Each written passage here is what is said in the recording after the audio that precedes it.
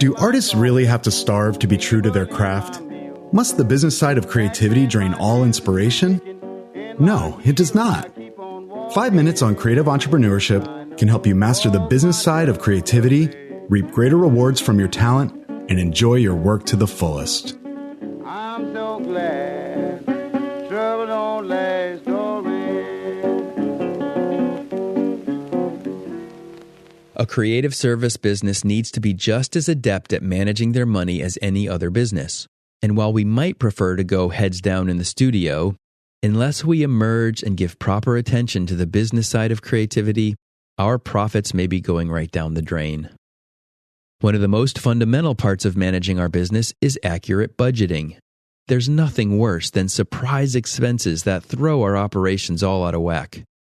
While we can't plan for every possible contingency, there are some business expenses that surprise us that really we should have seen coming a mile away.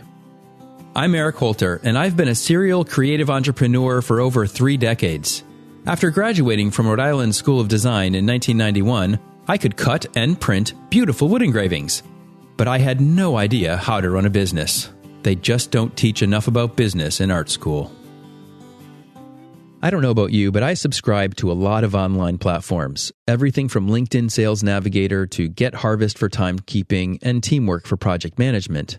Of course, Adobe Creative Cloud and iStock Photo are a must. And most of these platforms offer 2 ways to buy, monthly or annual. You can save a decent percentage if you go for annual pricing. But then once a year, you'll see a big charge hit your credit card.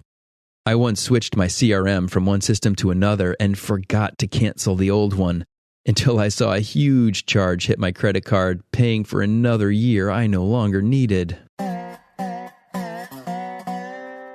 Some of the expenses we have to incur to run our businesses are consistent and predictable.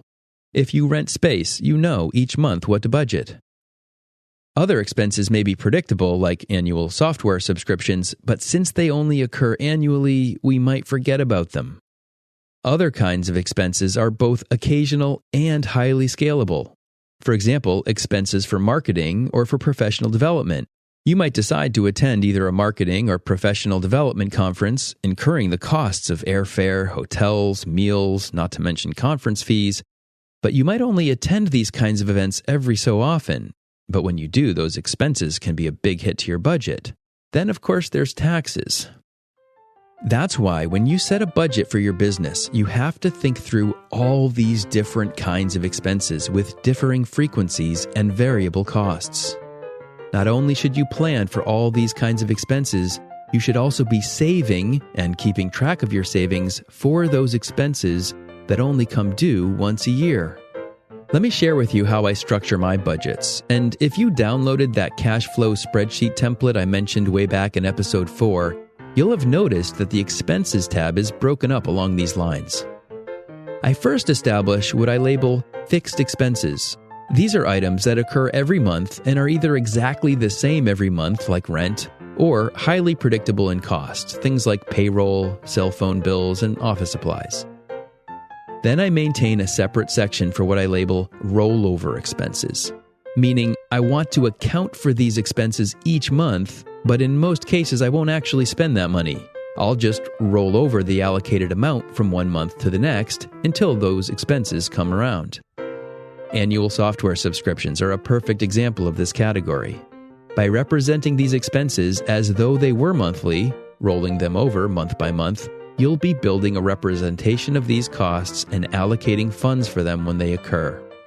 In the same way, I budget a certain amount each month for conferences, legal services, professional development, and computer hardware replacement.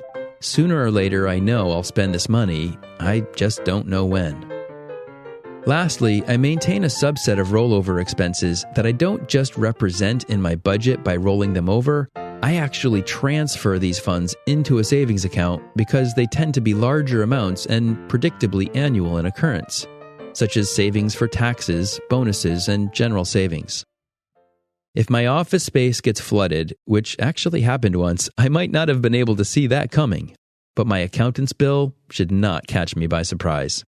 Working through your expenses and setting up a budget that captures all these different kinds of expenses will keep you from surprises that really should not be surprising at all. Until next week, don't let the business of creativity overwhelm your creative business. 5 Minutes on Creative Entrepreneurship is a podcast by Eric Holter, mentor to creative entrepreneurs. You can find more content and resources at erichholter.com. His book, Blazing the Freelance Trail, is available on Amazon in print, Kindle, and audio. If this podcast is helpful to you, be sure to share it with your colleagues, and ratings and reviews are always appreciated. I'm so glad trouble don't last.